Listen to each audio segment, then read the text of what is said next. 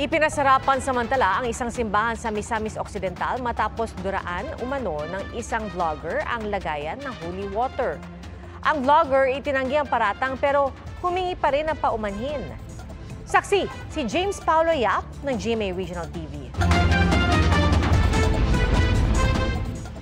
Viral ngayon ang video ng isang vlogger sa loob ng St. John the Baptist Church.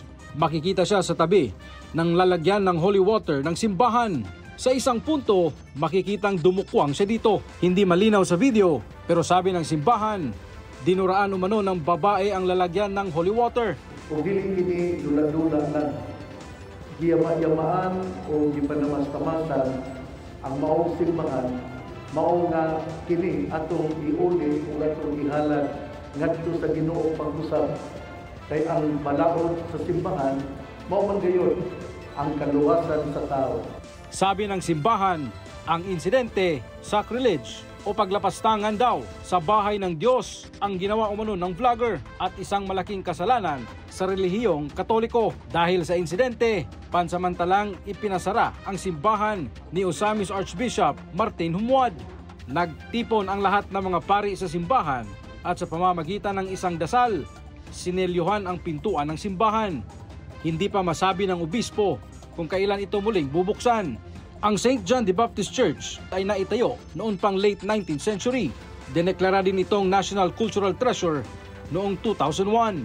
Until further notice, tungod kay usa kini ka dako nga salaod nga nahimo dili lamang sa usa ka tawo o dili apektado ang katawhan tungod sa gitawag og corporate sin.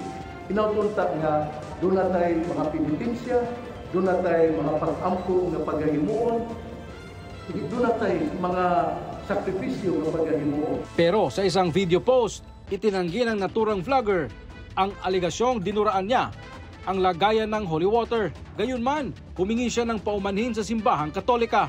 Nay mga tao nakasunod nga nung maluwa ako dito, wala may tao nakasunod sa ako.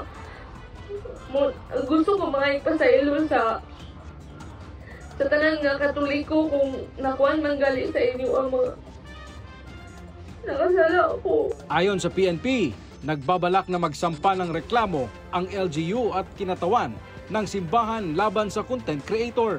Posible sila mag-cite under Article 133 of offending the religious feelings. Para sa GMA Integrated News, James Paulo Yap ng GMA Regional TV, ang inyong saksi. Mga kapuso, maging una sa saksi. Mag-subscribe sa GMA Integrated News sa YouTube para sa iba't ibang balita.